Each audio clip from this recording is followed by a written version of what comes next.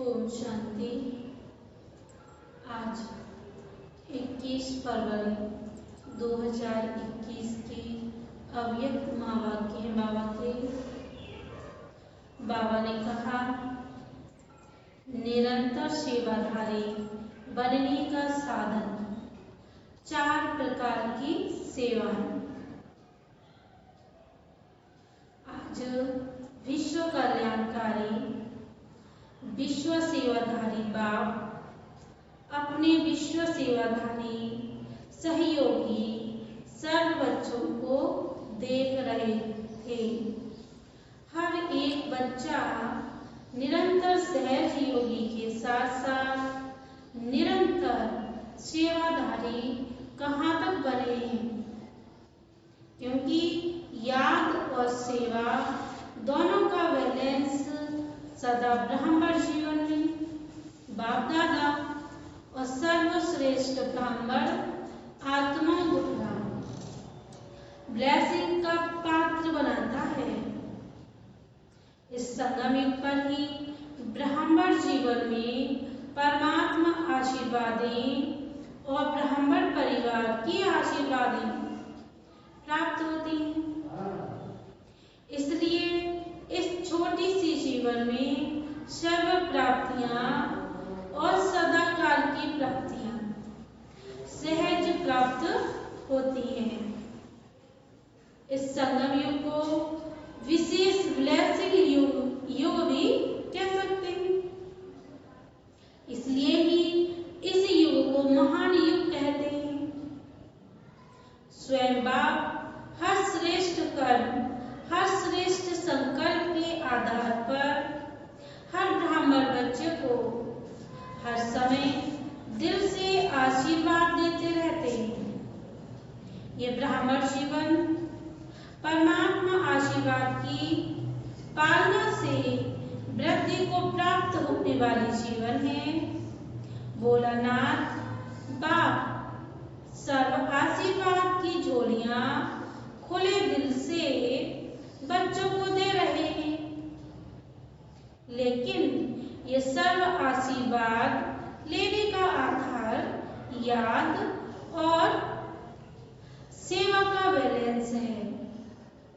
अगर निरंतर योगी हैं तो साथ साथ निरंतर सेवाधारी भी हैं। सेवा का महत्व सदा बुद्धि में रहता है। कई बच्चे समझते हैं सेवा का जब चांस मिलता है वह कोई साधन, वह समय जब होता है तब ही सेवा करते हैं। लेकिन बाप दादा जैसे निरंतर याद सहज अनुभव कराते हैं वैसे सेवा भी निरंतर और सहज हो सकती है। तो आज बाप दादा सेवाधारी बच्चों की सेवा का चार्ट देख रहे थे। जब तक निरंतर सेवाधारी नहीं बने तब तक सदा की आशीर्वाद के अनुभवी नहीं बन सकते हैं। जैसे समय प्रमाण, सेवा के चांस प्रमाण, प्रोग्राम प्रमाण सेवा करते हो, उस समय सेवा के फलस्वरूप बाप की, परिवार की आशीर्वाद व सफलता प्राप्त करते हो, लेकिन सदाकाल के लिए नहीं। इसीलिए कभी आशीर्वाद के कारण सहज स्व व सेवा में उन्नति अनुभव करते हो और कभी मेहनत के बाद सफलता अनुभव करते हो, क्योंकि निरंतर याद और सेवा का बैलेंस नहीं है। निरंतर सेवाधारी कैसे बन सकते हैं? आज उस सेवा का महत्व सुना रहे हैं। सारे दिन में भिन्न भिन्न प्रकार से सेवा कर सकते हो। इसमें एक है स्व की सेवा, अर्थात स्व के ऊपर संपन्न और संपूर्ण बनने का सदा अटेंशन रखना। आपके इस पढ़ाई के जो मुख्य सब्जेक्ट हैं उन सब में अपने को पास विद ऑनर बनाना है। इसमें ज्ञान स्वरूप, याद स्वरूप, धारणा स्वरूप सब में संपन्न बनना है। यह स्वसेवा सदा बुद्धि में रहे। यह स्वसेवा स्वतः ही आपके संपन्न स्वरूप द्वारा सेवा कराती रहती है, लेकिन इसकी विधि है अटेंशन और चेकिंग। स्व की चेकिंग करनी है और दूसरों की नहीं करनी है। दूसरी है विश्व सेवा, जो भिन्न भिन्न साधनों द्वारा, भिन्न भिन्न विधि से, वाणी द्वारा व संबंध संपर्क द्वारा करते हो। यह तो सब अच्छी तरह से जानते हैं। तीसरी है सेवा यज्ञ सेवा, जो तन और धन द्वारा कर रहे हो। चौथी है मनसा सेवा, अपनी शुभ भावना, श्रेष्ठ कामना, श्रेष्ठ वृत्ति, श्रेष्ठ वाइब्रेशन द्वारा किसी भी स्थान पर रहते हुए अनेक आत्माओं की सेवा कर सकते हो। इसकी विधि है लाइट हाउस, माइट हाउस बनना। लाइट हाउस एक ही स्थान पर स्थित होते दूर दूर की सेवा करते हैं। ऐसे आप सभी एक स्थान पर होते हुए अनेकों की सेवा अर्थ निमित्त बन सकते हैं। इतना शक्तियों का खजाना जमा है जो तो सहज कर सकते हो। इसमें स्थूल साधन व चांस व समय की प्रॉब्लम नहीं है। सिर्फ लाइट माइट से संपन्न बनने की ही आवश्यकता है। सदा मन बुद्धि व्यर्थ सोचने से मुक्त होना चाहिए।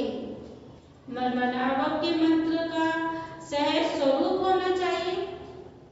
ये चारों प्रकार की सेवा क्या निरंतर सेवाधारी नहीं बना सकती है? चारों ही सेवाओं में से हर समय कोई न कोई सेवा करते रहो तो सहज निरंतर सेवाधारी बन जाएंगे और निरंतर सेवाओं पर उपस्थित होने के कारण, सदा बिजी रहने के कारण सहज ही माया जीत बन जाएंगे। चारों ही सेवाओं में से जिस समय जो सेवा कर सकते हो वह करो। सेकंड भी वंचित नहीं रहो। 24 घंटा सेवादारी बनना है। 8 घंटे के योगी व सेवादारी नहीं, लेकिन निरंतर सेवादारी। सहज है ना? और नहीं तो स्व की तो सेवा अच्छी है। जिस समय जो चांस मिले वह सेवा कर सकते हो ना। कई बच्चे शरीर के कारण वह समय न मिलने के कारण समझते हैं हम तो सेवा कर नहीं सकते हैं। लेकिन अगर 4 ही सेवाओं में से कोई भी सेवा में विधि पूर्वक बिजी रहते हो तो सेवा की सब्जेक्ट के मार्क्स जमा होती जाती है और यह मिले हुए नंबर अंक फाइनल रिजल्ट में जमा हो जाएंगे। जैसे गाड़ी द्वारा सेवा करने वालों के मार्क्स जमा होते हैं, वैसे ही यज्ञ सेवा व स्व की सेवा व मनसा सेवा, इनका भी इतना ही महत्व है। इसके भी इतने नंबर जमा होंगे। हर प्रकार की सेवा के नंबर इतने ही हैं, लेकिन जो चारों ही प्रकार की सेवा करते उसके उतने नंबर जमा होते जो 1 व 2 प्रकार की सेवा करते उसके नंबर उस अनुसार ही जमा होते हैं। फिर भी अगर 4 प्रकार की नहीं कर सकते हैं, 2 प्रकार की कर सकते हैं तो भी निरंतर सेवादारी हुए ना। तो निरंतर के कारण नंबर बढ़ जाते हैं। इसलिए ब्राह्मण जीवन अर्थात निरंतर सेवादारी सहज योगी है। जैसे याद का अटेंशन रखते हो कि निरंतर याद रहे, सदा याद का लिंक जुटा रहे, वैसे सेवा में भी सदा लिंक जुटा हुआ रहे। जैसे याद में भी भिन्न भिन्न स्थिति का अनुभव करते हो, कभी बीज स्वरूप की, कभी फरिश्ता स्वरूप का, कभी मनन का, कभी रूरिहान का। लेकिन स्थिति भिन्न भिन्न होते भी याद की सब्जेक्ट में निरंतर याद में गिनते हो। ऐसे ये भिन्न भिन्न सेवा का स्वरूप हो। लेकिन सेवा के बिना जीवन नहीं। श्वासोश्वास याद और सेवा, श्वासोश्वास सेवा हो, इसको कहते हैं बैलेंस। तभी हर समय ब्लेसिंग प्राप्त होने का अनुभव सदा करते रहेंगे और दिल से सदा स्वतः ही याद का आवाज, यह आवाज निकलेगा कि आशीर्वादों से पल रहे हैं, आशीर्वाद से उल्टी कला के अनुभव से उड़ रहे हैं, मेहनत से युद्ध से छूट जाएंगे। क्या, क्यों, कैसे, इन प्रश्नों से मुक्त हो सदा प्रसन्न रहेंगे। सफलता सदा जन्म सिद्ध अधिकार के रूप में अनुभव करते रहेंगे।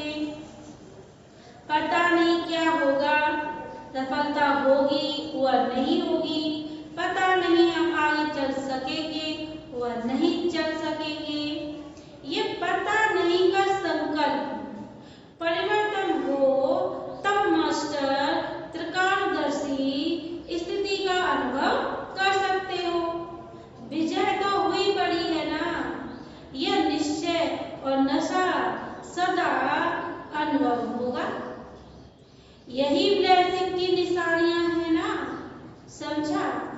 तो ब्राह्मण जीवन में महान युग में बाप दादा के अधिकारी बन फिर भी मेहनत करनी पड़े, सदा युद्ध की स्थिति में ही जीवन बितावे। ये बच्चों के मेहनत की जीवन बाप दादा से देखी नहीं जाती। इसलिए निरंतर योगी, निरंतर सेवादारी बनो, समझा? अच्छा, पुराने बच्चों की आशा पूरी हो गई ना। पानी की सेवा करने वाले सेवाधारी बच्चों को आफरीन शाबाश है, जो अनेक बच्चों की आशाओं को पूर्ण करने में रात दिन सहयोगी हैं। निद्रा जीत भी बन गए तो प्रकृति जीत भी बन गए। तो मधुबन के सेवाधारियों को चाहे प्लान बनाने वाले, चाहे पानी लाने वाले और चाहे आराम से रिसीव करने वाले, रहने वाले, भोजन समय पर तैयार करने वाले, जो भी भिन्न भिन्न सेवा के निमित्त बने हैं, उन सबको थैंक्स देना। बाप दादा तो दे ही रहे हैं, दुनिया पानी पानी करके चिल्ला रही है और बाप के बच्चे कितना सहज कार्य चला रहे हैं। बाप दादा सभी सेवाधारी बच्चों की सेवा देखते रहते हैं। कितना आराम से आप लोगों को मधुबन निवासी निमित्त एवं चांस दिला रहे हैं। आप भी सहयोगी बने हो ना। जैसे वह सहयोगी बने हैं तो आपको उसका फल मिल रहा है ना। वैसे आप सभी भी हर काल में जैसा समय उसी प्रमाण चलते रहेंगे तो आपके सहयोग का फल और ब्राह्मणों को भी मिलता रहेगा ना। बाप दादा मुस्कुरा रहे थे कि सतयुग में दूध की नदियां बहेंगी, लेकिन संगम पर पानी घी तो बन गया ना। घी की नदी नलके में आ रही है, पानी घी बन गया तो अमूल्य हो गया ना। इस विधि से अनेकों को चांस देते रहेंगे। फिर भी देखो दुनिया में और आप ब्राह्मणों में अंतर है ना। कई स्थानों से फिर भी आप लोगों को तो बहुत आराम है और अभ्यास भी हो रहा है। इसलिए राजयुक्त वन हर परिस्थिति में राजी रहने का अभ्यास बढ़ाते चलो। अच्छा, सर्व निरंतर योगी, निरंतर सेवाधारी श्रेष्ठ आत्माओं को सदा त्रिकालदर्शी बन सफलता के अधिकार को अनुभव करने वाले, सदा प्रसन्नचित्त संतुष्ट श्रेष्ठ आत्माओं को हर सेकंड फ्लैश के अनुभव कराने वाले बच्चों को विधाता वरदाता बाप दादा का याद प्यार और नमस्ते। दादी जी से संकल्प किया और सर्व को श्रेष्ठ संकल्प का फल मिल गया। कितने आशीर्वादों की मालाएं पड़ती हैं। जो निमित्त बनते हैं उन्होंने भी बाप के साथ साथ गुण तो गाते हैं ना। इसलिए तो बाप के साथ बच्चों की भी पूजा होती है, अकेले बाप की नहीं होती। सभी को कितनी खुशी प्राप्त हो रही है। यह आशीर्वाद की मालाएं भक्ति में मालाओं के अधिकारी बनाती है। पार्टियों से अव्यक्त बाप दादा की मुलाकात। पहली पॉइंट है, आप सभी श्रेष्ठ आत्माएं सबकी प्यास बुझाने वाले हो ना। वह है स्थूल जल और आपके पास है ज्ञान अमृत। जल अल्पकाल की प्यास बुझाए तृप्त आत्मा बना देता है, तो सर्व आत्माओं को अमृत द्वारा तृप्त करने के निमित्त बने हुए हो ना। ये उमंग सदा रहता है, क्योंकि प्यास बुझाना ये महान पुण्य है। प्यासे की प्यास बुझाने वाले को पुण्य आत्मा कहते हैं। आप भी महान पुण्य आत्मा बन सभी की प्यास बुझाने वाले हो। जैसे प्यास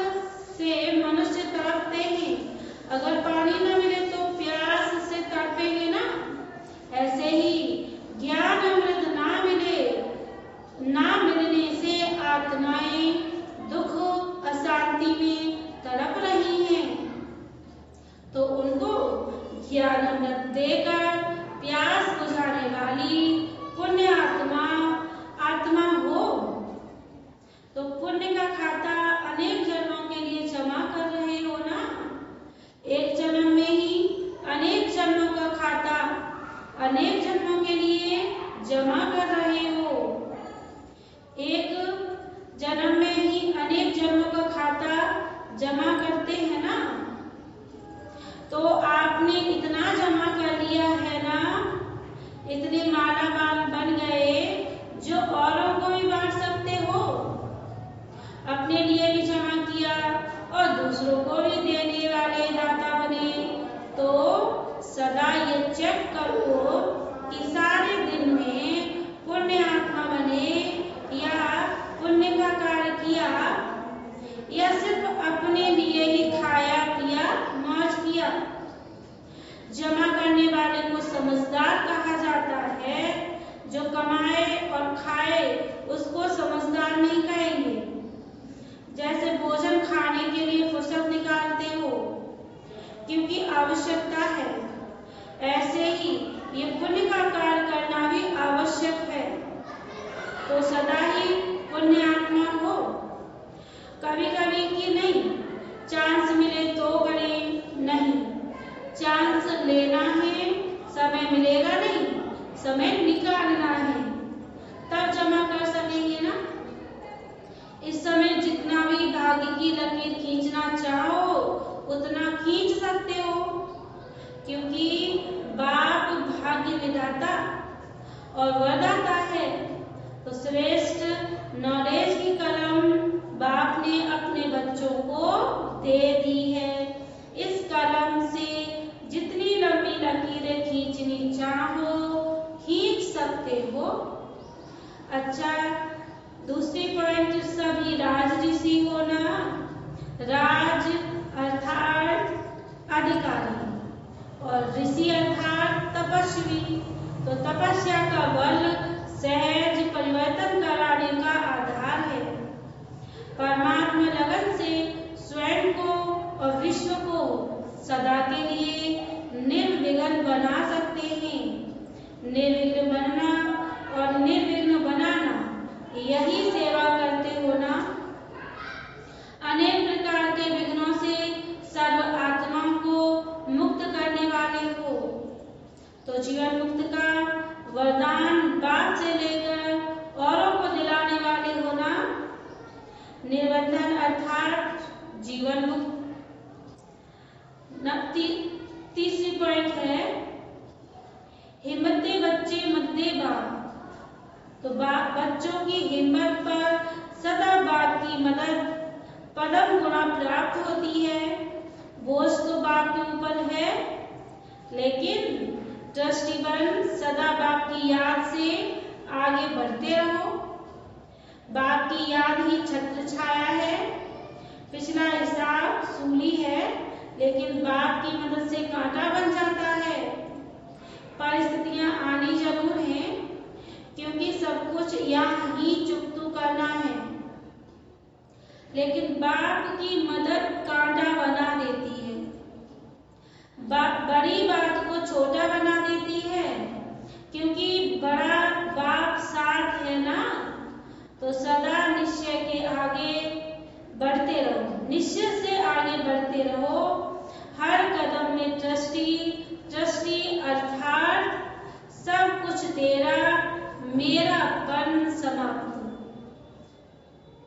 तेरा गृहस्थी अर्थात मेरा, तेरा हुआ तो बड़ी बात छोटी हो जाएगी, और मेरा हुआ तो छोटी बात भी बड़ी हो जाएगी। तेरापन हल्का बनाता है और मेरापन भारी बनाता है। तो जब भी भारी अनुभव करो तो चेक करो कि कहाँ मेरापन तो नहीं आया। मेरे को तेरे में बदली कर दो तो उसी घड़ी हल्के हो जाएंगे। सारा बोझ सेकंड में समाप्त हो जाएगा। अच्छा, आज का वरदान है, संतुष्टता की विशेषता व श्रेष्ठता द्वारा सर्व के इष्ट करने वाले वरदानी मूर्त भव, जो सदा स्वयं से और सर्व से संतुष्ट रहते हैं, वही अनेक आत्माओं के इष्ट व अष्ट देवता बन सकते हैं। सबसे बड़े से बड़ा गुण कहो, दान कहो, विशेषता कहो, वह श्रेष्ठता कहो, वह संतुष्टता ही है। संतुष्ट आत्मा की प्रभु प्रिय, संतुष्ट आत्मा ही प्रभु प्रिय, लोकप्रिय और स्वयं प्रिय होती है। ऐसी संतुष्ट आत्मा ही वरदानी रूप में प्रसिद्ध होगी। अभी अंत के समय में महादानी से भी ज्यादा वरदानी रूप द्वारा सेवा होगी। स्लोगन है, विजय रत्न वह है जिसके मस्तक पर सदा विजय का तिलक चमकता हो। विजय रत्न वह है जिसके मस्तक पर सदा विजय का तिलक चमकता हो। ओम शांति।